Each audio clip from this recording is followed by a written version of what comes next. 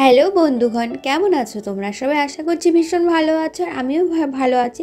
By the way, আমি সঙ্গীতা, আমার চ্যানেলে তোমাদের অনেক স্বাগত জানাই। তো আজকে তোমাদের সাথে চলে এলাম আবার একটি সুন্দর রেসিপি শেয়ার করতে। তো আজকে যে রেসিপিটা তোমাদের শেয়ার করব, শীত তো এখনও যায়নি, অল্প অল্প শীত আছে আর কি। তাও ভাবলাম যে এই মুহূর্তে একটু তোমাদের রেসিপিটা শেয়ার করি, যাতে তোমরা যারা না পারো তাহলে আমার রেসিপিটা ফলো করলে যাতে তোমরা করে খেতে পারো। তাই জন্যই তোমাদের সহযোগিতা করতে আমি আবার চলে এলাম তোমাদের সাথে। তো আজকে আমি কি বানাচ্ছি বলো তো? আজকে বানাবো দুধ চিতই পিঠে।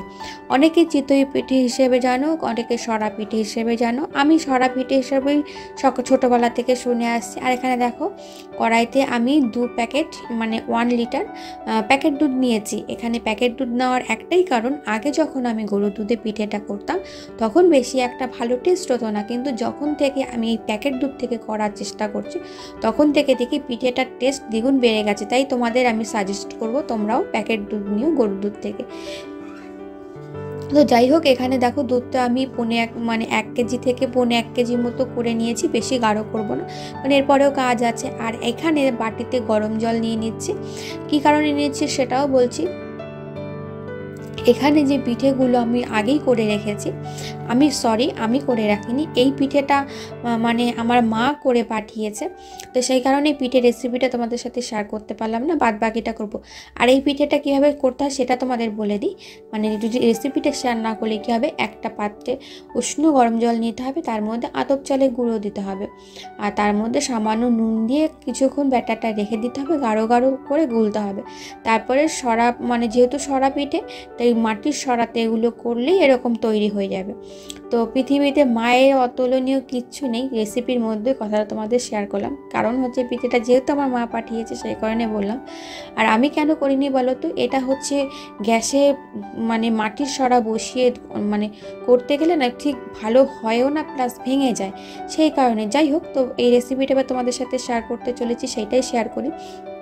তো এইটা পিঠেটা করার পরে একটু শক্ত হয়ে যায়, তো সেই কারণে একে গরম জলের মধ্যে এরকম ভিজিয়ে রাখতে হবে। আর তারপরে দেখো পেছনে কীরকম লাল লাল হয়ে আছে। তো এটা হবেই, যত সুন্দরভাবে পিঠে করো না কেন এই লাল দাগটা হয়ে আসবে, না হলে পিঠে কিন্তু তৈরি হবে না। তো যাই হোক, এই পিঠেটা সুন্দর করে ভিজিয়ে রাখলে কি হবে, পিঠেটা যে শক্ত ভাবটা ছিল সেটাও কেটে যাবে, আর পেছনে যে গাঢ় লাল লাল হয়েছিল সেটাও হয়ে যাবে।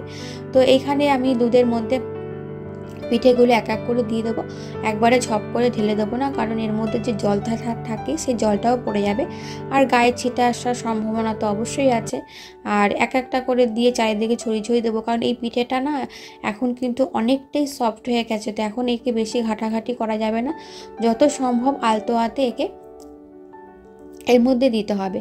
আর এই সময় কিন্তু গ্যাসের আঁচটা কিন্তু ফুল রাখা যাবে না, এই সময় গ্যাসের আঁচটা কিন্তু লো মিডিয়ামে রাখতে হবে, কারণ দুধ যদি এখন খুব টেনে যায় তাহলে কিন্তু পরবর্তীতে এর পিঠের যে ঝোলটা হবে সেটা কিন্তু সম্পূর্ণ যদি গাঢ় হয়ে যায়, এর পিঠে কিন্তু খেতে কখনোই ভালো লাগবে না।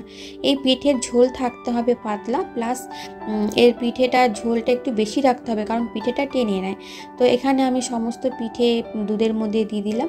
আর এখন কিন্তু বেশি চামচ দিয়ে ঘাটাঘাটি করা যাবে না, পিঠেটা নরম হয়ে এসছে, আর বাদ বাকিটা একটু হালকা রান্না করলেই আমার হয়ে যাবে। তো এটা যেহেতু দুধ গুড় দিয়ে সরা পিঠে, সেই কারণে অবশ্যই কিন্তু খেজুর গুড় দিতে হবে, আখের গুড় কোনোভাবেই চলবে না। আর চিনি দিলে সেই ফ্লেভারটা আসে না। এখানে আমি 1 কিলো খেজুর গুড় কিনে এনেছি, আর ভেঙে দিলাম না, এই বড় বড় টুকরো দিয়ে দিলাম। তো এটা দুধের গরমের মধ্যে দিলে এটা গলে যাবে। তো খেজুর গুড়টা পিওরলি একদম খেজুর গুড়, আর এই গুড়টা দিলে ভীষণই টেস্ট হয় খেতে, আর বেশি লাগবে না। এখন তেজপাতা দিয়ে দিচ্ছি, তেজপাতাটা দিলে সুন্দর একটা ফ্লেভার আসবে, গন্ধটা খুব ভালো হবে। তো চলো, এটা বেশ অল্প অল্প করে নাড়বে, বেশি নাড়বে না। পিঠেটা 97% হয়ে আসছে। তো আমি উল্টে দেখছি এটা হয়েছে কি না, এটা তোমাদের বলছি। কি করে বুঝবে তোমরা পিঠেটা হয়ে গেছে? তার আগে দেখো, এর মধ্যে এলাচ দিতে হবে। এই পিঠেতে এলাচ দিলে যে সুন্দর গন্ধটা আসে, না হলে কিন্তু আসবে না। এলাচটা দিয়ে কিন্তু খুব বেশিক্ষণ ফোটানো যাবে না, এলাচটা দিয়ে যদি বেশি ফোটাতে যাই তাহলে কিন্তু গন্ধটা চলে যাবে। আর পিঠেটা হয়েছে কিনা কি করে বুঝবে? পিঠেটা দেখো ভেসে উঠছে ওপরে, তো এরকমই যখন ওপর দিকে ভেসে উঠবে তখনই বুঝবে যে তোমাদের পিঠে তৈরি। তো এই পিঠের রেসিপিটা তোমাদের কেমন লাগলো, যদি উপকারে আসে তাহলে ভালোবেসে একটা লাইক দিও, আর পারলে যদি পারো একটা কমেন্ট করে দিদিকে একটুখানি উৎসাহ করো। সবাইকে বাই বাই, টাটা।